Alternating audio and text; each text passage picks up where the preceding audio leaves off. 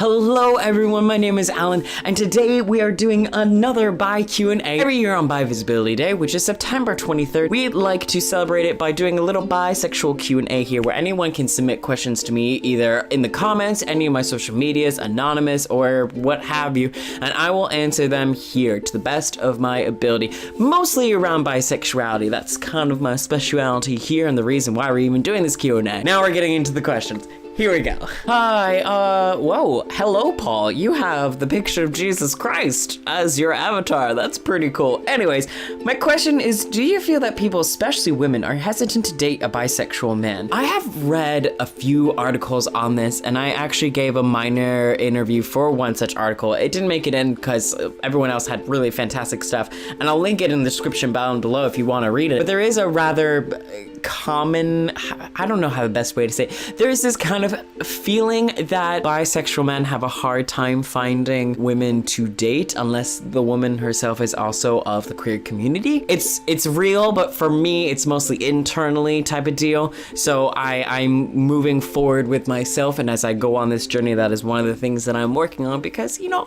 if a pretty lady wants to date me, then like, hell yeah, let's go for it. But, and I mean, until then, I'm just a single Pringle.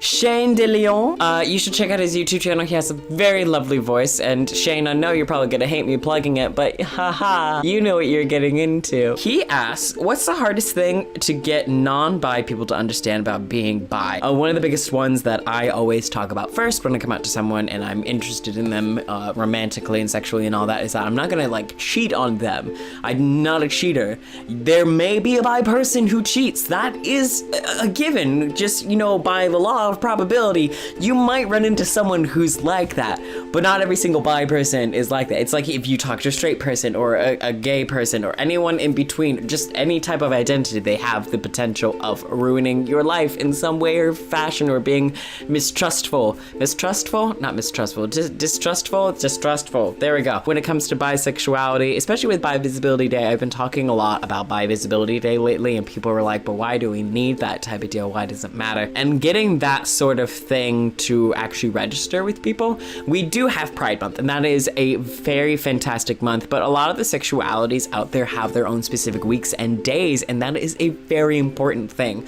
Pride Month is a way for us to celebrate our histories. These weeks and days are to celebrate our specific niche communities within each other. As we go forward with talking about identity politics and talking about sexualities, it's very, to me, these days become a little bit more important because it's now a part of our history. It's a part of a way for us to celebrate who we are. It's not the only thing about us that we celebrate. Love the new setup. The whole space and astrological theme is very nice, and it's very nice. Thank you. It's great for reading in. My question is, how do you deal with biphobia and biphobic people? I came out only a few months ago. My family was thankfully very supportive, but it seems the people I expected to be very supportive, people in the LGBTQ+ community I've met, are the very people who try and make me feel bad about my bisexuality. Bonus question, what's your favorite planet minus Pluto, even though it technically isn't classified as a planet anymore? I'm gonna answer your bonus question first because, thank you, Pluto is not a planet. I do adore Pluto because it has a little heart on it, but it's not a planet. We're not doing this right now. I will fight people, and yeah, you can come for me in the comments, I don't care. Science. If it changes in the future, good for it, but at the current moment, it's not a planet, so we ain't doing this. A lot of times nowadays, when I meet someone who's biphobic, it actually catches me off guard,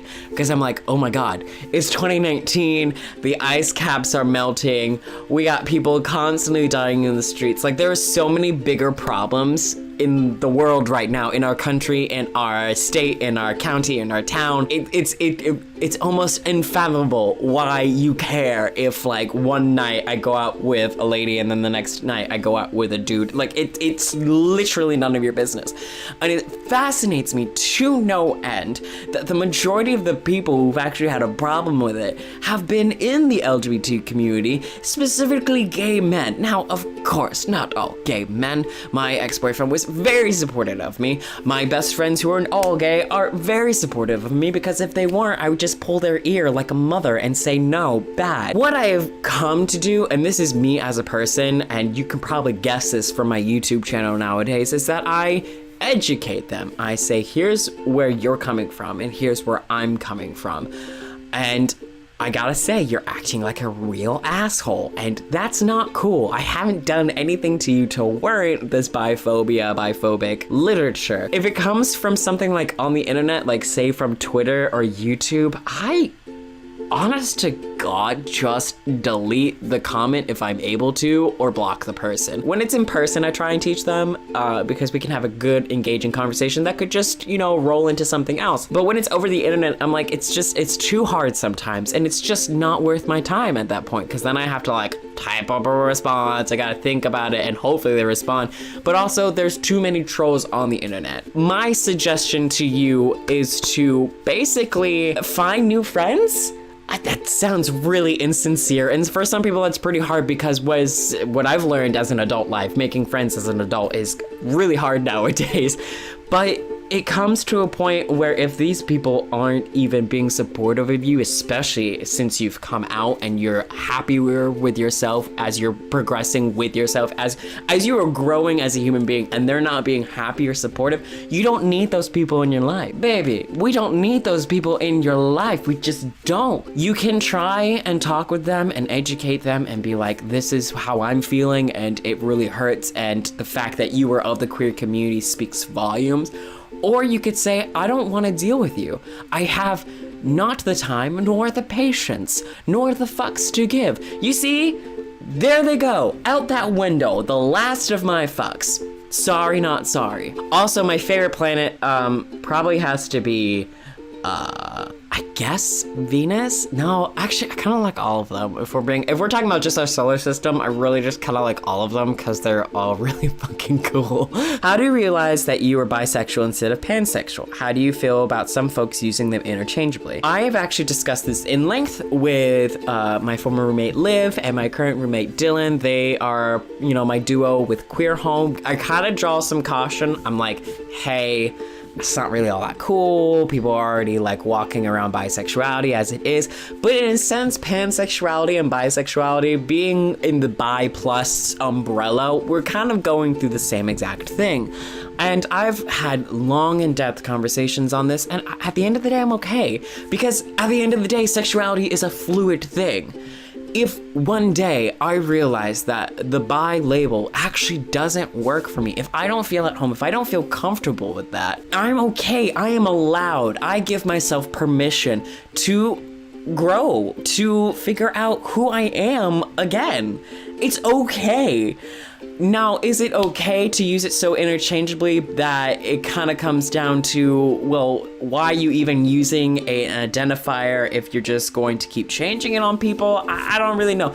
These are like the massively in-depth questions that we ask ourselves in the queer community as we progress within the community's maturity level and the conversations that we drive. I honestly, at the end of the day, I feel comfortable bisexuality, though I have talked in depth with Liv and Dylan about identifying as pansexual, and you know, I probably would be totally okay with it.